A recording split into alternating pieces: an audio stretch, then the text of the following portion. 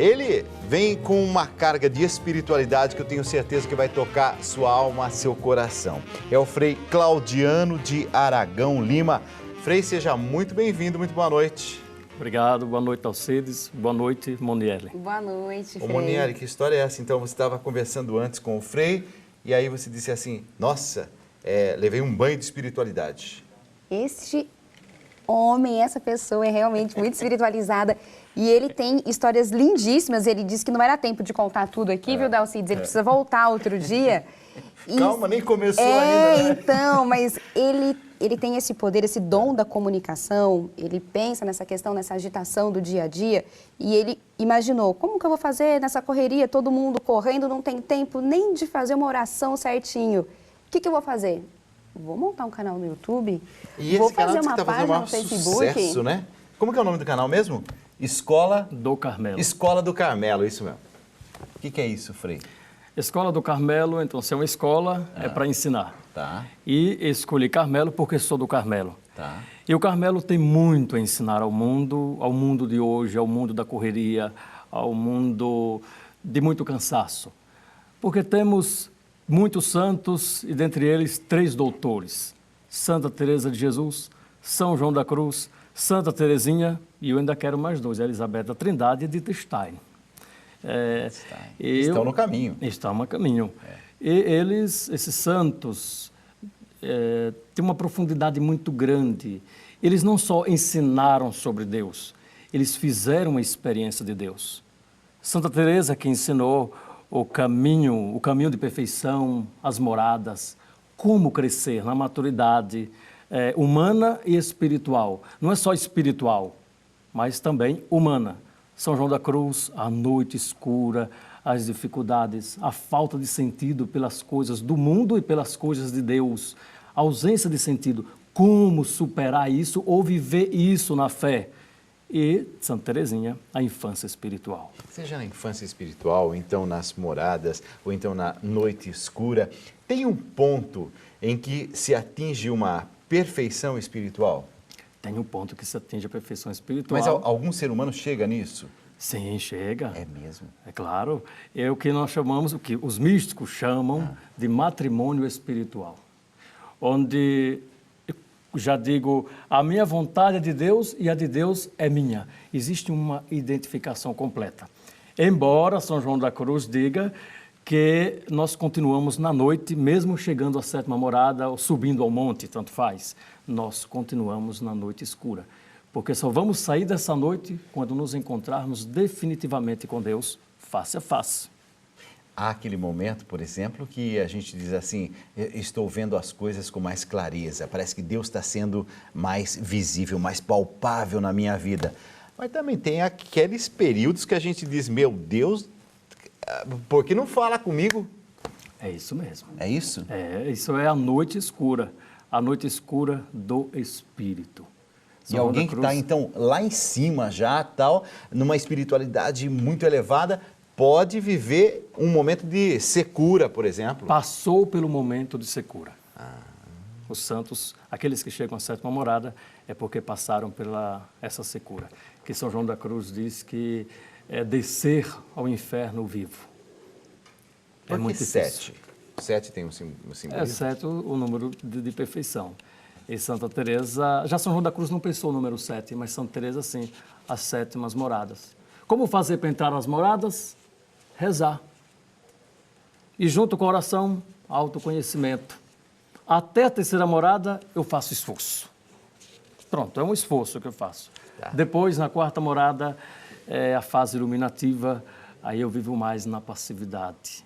Eu acolho Deus. A comunicação com Deus já não vai ser mais eu conversando com Deus, mas é num silêncio de Deus. Deus silencia, mas Deus estará comunicando. Não mais aos sentidos, mas ao Espírito.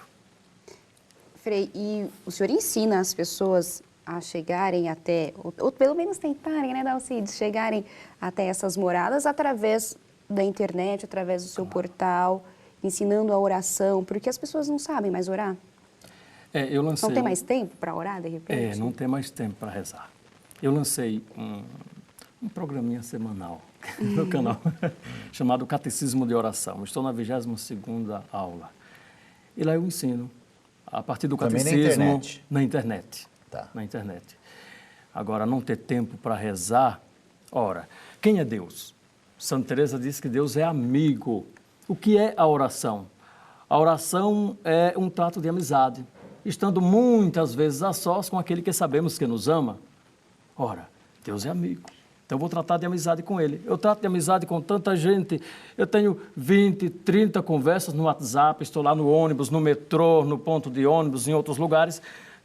Mesmo a lavadeira de roupa, ela para conversar no WhatsApp. Conversando, para 5 minutos, conversa com Deus. Este é o amigo que vai te ajudar e que vai dar sentido nos momentos de dificuldades e de falta de sentido e de fervor para Quer dizer viver. que a gente não precisa complicar as coisas, então. Então não precisa ser naquela igreja bonita, naquele silêncio, ao som daquela música que encanta os ouvidos e o coração. Pode ser em qualquer lugar. Nesse tumulto aí, desse ônibus apertado, como é que nós vamos rezar ali? Dá? Dá. Tem o silêncio exterior, é bom. Mas Ajuda. se não... Ajuda e muito. Principalmente quem está começando. Principalmente para quem está começando. Mas se não há silêncio exterior, eu posso me centralizar. O que é que eu digo? O São João da Cruz diz, o que vai dizer que é oração? Quando a minha vontade estiver em Deus. E esse diálogo amoroso não significa que eu esteja conversando, porque existem diversos tipos de oração. Eu posso silenciar, olhar para Deus e ver que Ele está me olhando, neste momento de fé. E Santa Teresa diz, quando eu estiver triste, eu pego uma parte do Evangelho, vejo Jesus triste, vejo Jesus sofrendo, para encontrar forças e unir o meu sofrimento e a minha tristeza ao sofrimento de Jesus. Se eu estiver alegre, eu vou lá ler a ressurreição, a alegria de Jesus, dos discípulos, e assim eu vou crescendo na fé. Tem algum momento na vida que, assim, ou uma fase na vida que talvez a gente possa dar saltos, a gente se aproxime mais dessa espiritualidade? Por exemplo, uma grande perda, uma dificuldade, pode ser um momento privilegiado para a gente se aproximar mais? Isso mesmo. É isso? No momento de dificuldade, de ausência, de quando perdemos alguém, é uma ausência tão grande que se torna uma constante presença. O que eu vou fazer? Eu vou desesperar agora na dor? Não. Transforme a dor em oração de esperança. Se eu tenho esperança, ora, quero encontrar com Deus na eternidade.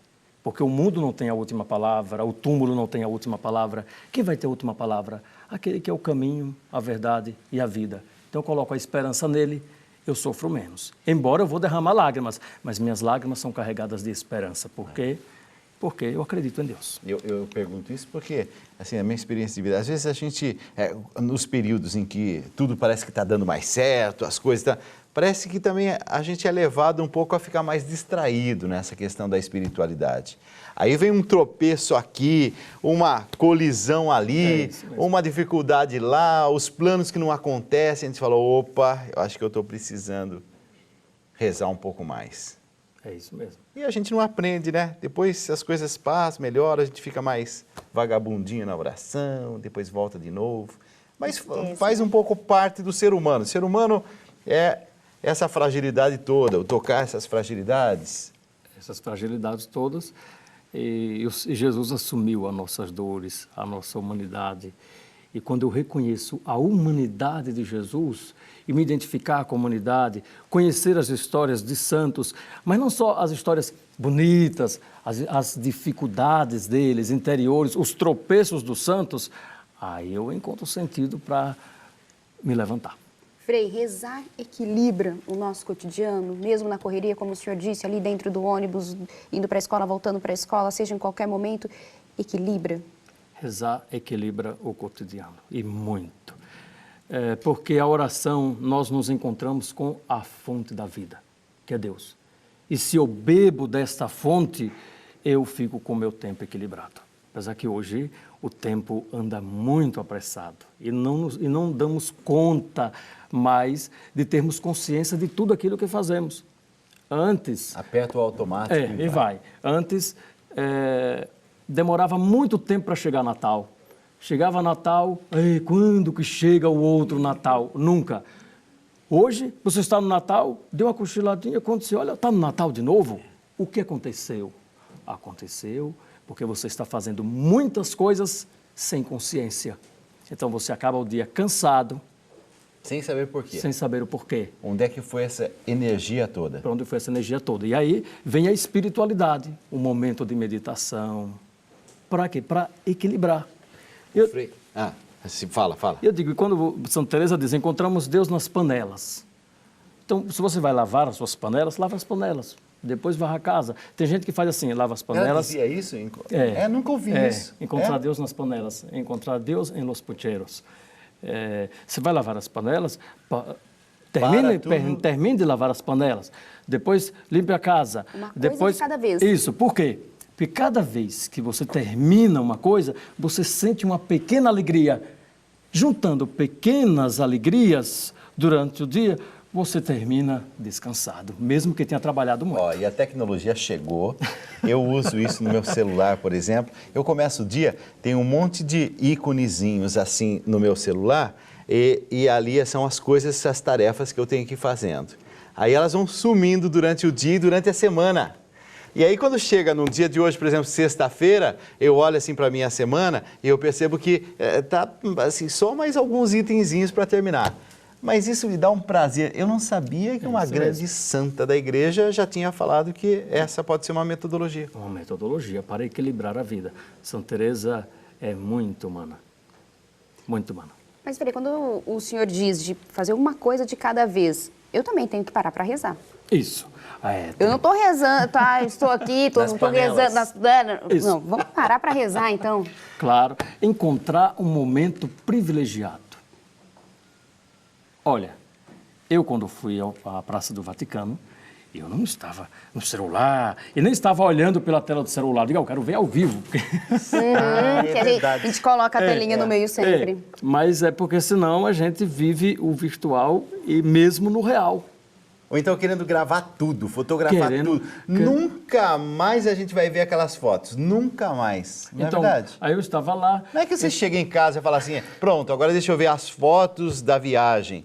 Não vai. E agora eu vou me encontrar com o Papa. Então não mexi com nada. A minha atenção era querer pegar na mão dele. Assim também a oração. Deixar tudo para rezar. Tem gente que diz, eu não tenho tempo para rezar. Eu digo, mas na hora de dormir, não tenho tempo, eu já durmo. Mas se for para conversar nas redes sociais, vai a noite toda. E não tem 5 minutos para conversar, que é aquele que dá sentido para a sua vida. Mas alguém me falou nesses dias o seguinte, que a cabeça estava tão cheia de coisa, de preocupação, que não conseguia ter aquele intervalozinho para rezar. E aí, como é que concilia? Tem gente que leva para o travesseiro 5, 6, 7 problemas, não resolve nenhum. Então eu uso... E perdeu a noite. Eu uso o que São João da Cruz diz na oração, quando as fantasias vêm, o entendimento vem querendo entender tudo. O que é que eu faço? Não sei, o que faz? Coloco a minha vontade em Deus. Não é assim, não é só pensar nele. Diz assim, agora eu quero Deus. Aí você vê aquele turbilhão de coisa. Não lute contra esses pensamentos, nem lute contra os problemas. Porque senão fica mais agitado ainda e você não vai conseguir dormir. Tranquilize. Não faça luta e nem queira resolver os problemas, que são muitos. Simplesmente coloca o pensamento em Deus. Está difícil? Coloca a vontade nele. Então diga assim, eu quero estar em Deus, mas não estou conseguindo. Mas diga, eu quero. Faça esse exercício que vai encontrar muita força para resolver os problemas. O senhor está tocando num ponto que eu acho assim, é um dos pontos mais profundos da espiritualidade. Quando todos os momentos da vida, onde eu olho assim para trás, né? E eu quis demais que fosse dessa forma. Não, mas tem que ser assim, tem que ser dessa forma. Não, mas Senhor, pelo amor de Deus, tem que ser dessa forma. Uma coisa desesperada.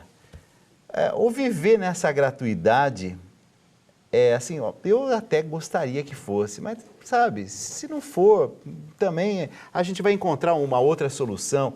Essa serenidade, essa paz, será que não vem com o tempo? Com o tempo, como Porque exercício. o senhorzinho aqui de 50 anos é diferente do jovem de 22, com aqueles arroubos todos. É isso mesmo. Porque nós planejamos a vida e nem sempre dá certo. Mas eu planejei. Agora, se eu me desesperar, a minha vida vai ser um desespero. Eu tenho que me abrir às novidades. Por isso, a espiritualidade. Agradecer a Deus por aprender com os fracassos. Existe a maturidade espiritual? Talvez seja isso? Ou não? A maturidade espiritual e humana. Ó, minha produção me diz assim, Dalcides, mas tem também muita oração que é mecânica, né? Então a pessoa fica repetindo uma série de coisas, mas assim não está com o coração ali. E aí? Santa Teresa combateu isso. Ela disse que há a oração vocal e a oração mental, oração afetiva, oração de contemplação. Olha, a oração vocal, você só faz vocal e não pensa naquilo que está dizendo. Ela disse que nós devemos pensar no que nós estamos dizendo para ser oração. Isso não é mecânica. São muitas palavras, mas não há sentido para você. E vai ter sentido para quem? Porque Deus sabe o que você está dizendo. Então, coloca o coração na oração. E Santa Teresa disse que a oração é mais amar do que pensar. As canções ajudam na hora de fazer aquelas orações, que a gente sabe que tem muitas são muito bonitas. Eu sempre, quando vou à igreja e tem uma canção... Uma boa música. Exatamente. Aqui mesmo, eu me envolvo de uma tal forma. Choro, me envolvo, me emociono. Ajuda. Ajuda, porque... Tem gente que fala que quem canta, reza Quem duas, canta, três reza vezes. 2 vezes. É 2 vezes, né? 2 vezes. É porque você tranquiliza naquele momento. Num mundo tão agitado, e você entra num ambiente com fundo musical agradável, você encontra o que está necessitando, de paz, sossego, né? E eu estudei música, eu gosto de música, e até que estudei um pouco de musicoterapia para colocar na espiritualidade, embora não tenha colocado, tá? Mas quis entender, porque tudo o que for possível para ajudar as pessoas com espiritualidade está comigo, porque pastoral de espiritualidade é a que mais me identifico e que estudo, afinal de contas, sou do Carmelo, né? Vou perguntar uma coisa muito básica aqui, estou até meio envergonhado, mas acho que eu vou solucionar essa dúvida de uma vez por todas. Carmelo Descalço, é da Ordem do Carmelo Descalço. Próximo da minha casa onde eu nasci, se tinha um mosteiro das irmãs carmelitas descalças. Eu nunca entendi isso. O que significa essa história? Anda com o pé no chão. É isso. Veja, hoje no Brasil nós temos mais de 50 mosteiros de monjas. Tá? São muitas monjas enclausuradas.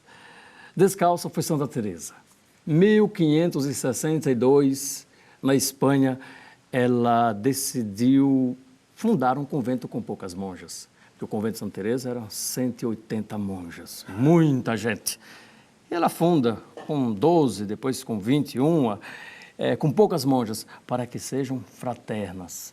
Então, Descalço é um movimento de reforma. E Santa Teresa reforma os frades, primeiro as monjas em 62 e os frades em 68, 1568. 562 e 1568. Então, nós somos descalços, que é um movimento de reforma, de descalcez. Não significa andar descalço. Mas talvez assim, se despir de algumas coisas e tornar a vida mais simples. É isso mesmo. Despojar das criaturas. Isto é, do que não é de Deus. Olha, das criaturas, do ódio, do desamor. Tem gente que diz, eu não sou apegado a nada, mas é apegado a falar mal dos outros. Tá. É apegado ao desamor. Há um rancor, né? Há um rancor. Que isso não sai nunca, está impregnado ali. Tudo isso é criatura. Ô Frei, também nesses dias alguém me fez uma observação que eu achei tão interessante. Falou, estava falando assim de situações e pessoas, e aí me disse assim, Dalcides, as pessoas que guardam muito rancor, que cultivam muita coisa ruim interiormente, vão ficando com uma face mais pesada. As pessoas que têm mais espiritualidade são mais leves, inclusive no olhar. O físico da gente vai se conformando a partir da espiritualidade que a gente tem ou não tem, dos rancores que a gente tem ou não tem? Pode ser isso? Pode ser. Acho que há um mês que faleceu uma freira na Argentina, carmelita, descalça, e postaram nas redes sociais e bombou. Ela com a face muito bonita e dizendo quando ela morreu. Mas, na verdade, não foi. Foi antes dela morrer, uns dias antes. Por que ela estava feliz? Porque a dor não tirou a felicidade. Porque a certeza da morte não tirou a felicidade. Porque o coração dela estava mergulhado na fé, no amor, na esperança. O sentido da vida dela é Deus e não as criaturas. Última pergunta. Vamos lá. Maravilhoso, não é? Maravilhoso, não é? Vamos fazer uma pergunta Vamos lá. pessoal? Eles estão perguntando, José Antônio do Pará, ele quer saber que ele trabalha muito, mas todas as noites antes de dormir, ele tenta rezar, mas não tem tempo para frequentar uma igreja. Será que só rezar à noite, mas não ir à igreja, significa que ele está longe de Deus? É o José Antônio. O José Antônio. Não significa que ele está longe de Deus. Se ele está rezando, ele está perto de Deus. Mas quando ele encontrar tempo, vá à igreja. Porque a fé tem uma dimensão pessoal e dimensão comunitária. E como é bom viver a fé comunitariamente para compartilhar a fé, as alegrias, as tristezas, as angústias. É tão bom viver em comunidade, apesar de tantos trabalhos. Frei, eu quero te agradecer. Frei Claudiano de Aragão Lima, porque nessa noite vem trazer essa espiritualidade rica, repleta de coisas que fazem bem à alma, ao coração. Obrigado por ter vindo, Frei.